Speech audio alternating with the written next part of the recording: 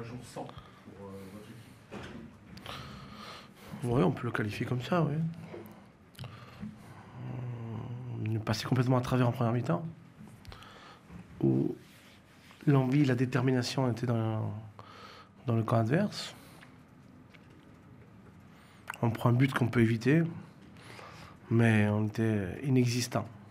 Ensuite, en deuxième mi-temps, on rentre avec de meilleures intentions. Mais on n'a pas réussi à égaliser. Je pense que les gars auraient mérité, mais l'égalisation sur le but de la deuxième mi-temps. Mais je pense que c'était pas bien préparé au combat que nous a livré Reims en première mi-temps. Et après, ça a des conséquences, parce que quand vous êtes mené à 1-0, ils se sont recroquevillés dans leur camp. Et après, c'est plus compliqué pour marquer un but. On aurait mérité de le marquer, au vu de notre prestation en deuxième mi-temps. Mais je pense que le match, qu'il fallait le commencer au tout début. Voilà, je pense qu'on sait quand on vient ici, c'est un combat, et il faut gagner le combat. On n'a pas gagné en première mi-temps.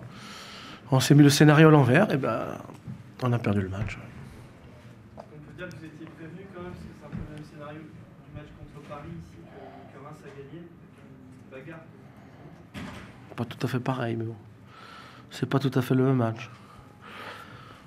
Voilà, oui, on est prévenu qu'on arrive dans les... C'est pas que Reims, hein. Je vois la révolte de tous ceux qui jouent le maintien. Il n'y a personne qui veut descendre. Hein. Je fais partie j'ai déjà connu ces situations-là où, à un moment donné, avec des moyens moins importants, il fallait se maintenir et c'était pas facile de nous battre. Et c'est le cas de Reims, c'est le cas d'Évian qui a gagné à Lille, par exemple. Donc c'est le cas de beaucoup d'équipes qui se battent. Et je pense qu'on s'est pas bien préparé à ça. Donc voilà. Donc, votre absence, Frédéric, cette semaine à l'entraînement, ça peut expliquer que vous n'étiez pas bien préparé oh non, non, je crois pas. Non, je crois pas, non, parce qu'en deuxième mi-temps, on était bien, quoi. Non, je dis, c'est dommage qu'il n'y ait pas cette culture, cette motivation, je dirais, cette motivation, voilà, cette souffrance de quand il y a une défaite, vous fait avoir beaucoup d'énergie. Donc, on n'a pas ça, donc il nous manque quelque chose. Bon, après, on peut parler de jeu, il nous manque quelque chose. Il nous manque un bon tireur de coup de pied arrêté, parce qu'on a beaucoup de coups francs. Voilà. Il manque peut-être un leader qui, à un moment donné, est capable de dire, bon, les gars, là on n'y est pas. Mais bon. Ouais, mais bien sûr, quand on a perdu, les absences, bien sûr. J'avais dit à un de vos confrères, je crois que vous y étiez peut-être, il y a 2 ou 3 mois, il me dit, qu'est-ce qui pourrait vous empêcher d'y arriver cette année? Bah, j'ai dit, si à un moment donné, la malchance se mêle. Quand on a l'équipe au complet, on peut battre n'importe qui, même Paris. Quand on n'a pas l'équipe au complet, ben on devient tout de suite une équipe, voilà. Mais malgré tout, ce soir, il y avait de la place pour faire beaucoup mieux. Donc on va pas trouver d'excuses tout le temps, des excuses. Donc voilà, ça fait partie du jeu, il faut avoir un peu de réussite. Bien sûr que si on a une équipe au complet, c'est mieux. Quand on a notre équipe au complet, bien sûr, on est beaucoup plus redoutable, on va dire ça comme ça. Mais là, il faut... On va pas toujours parler d'Alessandrini toute la journée, hein, donc voilà. Donc, Ferrer en plus ce soir. Ouais, Ferrer va revenir contre Nancy, donc... Il a manqué dans la qualité technique, hein, tout ça, Non, mais vous savez, c'est même pas ça. Le terrain est pas jouable, parce qu'il il y a beaucoup de sable. Mais c'est un constat, c'est pas une excuse. Donc qu'est-ce qu'il faut être? Il faut être présent. Voilà, après, il peut y avoir du déchet, parce que le déchet, il y est, parce que les conditions sont pas... Il vaut mieux jouer sur un terrain, voilà. Mais il faut être prêt au combat. On n'était pas prêt au combat en première mi-temps. On était en deuxième mi-temps. En deuxième mi-temps, on les a asphyxiés, mais on a 4-5 situations dangereuses, mais on en met 0. Donc c'est pour ça qu'on perd. Mais on s'est mis le scénario à l'envers, parce qu'après, ce sera le recroquevillé.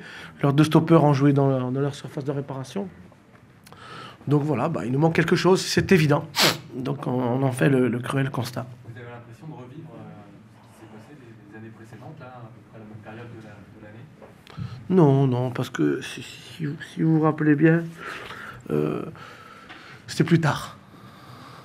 On a été, il y a 2 ans, dans les 3 premiers jusqu'à la 32e journée, donc c'était beaucoup plus tard. Donc voilà, donc non, c'est différent, c'est toujours différent.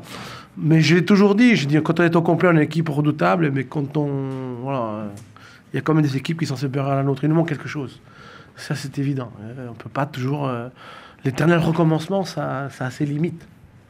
Ça a ses limites. Donc voilà. Donc, puis dès qu'on est un petit peu en difficulté au niveau de l'effectif, on redevient une équipe moyen moins ou très mauvaise en première mi-temps et moyen plus en deuxième mi-temps. Donc ça suffit pas. Voilà. C'est bon? Merci. Il y a une étape très importante. Effectivement, on arrive dans une période de la saison où chaque point compte. Et en prendre 3 ce soir, effectivement, c'est satisfaisant, d'autant plus que nos concurrents, pour le maintien, ont pris des points aussi. Donc à l'arrivée, c'est important de prendre les 3 points. Voilà, c'est sans doute pas la plus jolie des victoires qu'on a acquises depuis cette année, mais en tout cas, c'est une des plus belles parce qu'elle a été acquise avec le courage, avec le cœur, avec les tripes. Et ça, quelque part, j'espère que ça va nous renforcer pour les semaines qui viennent.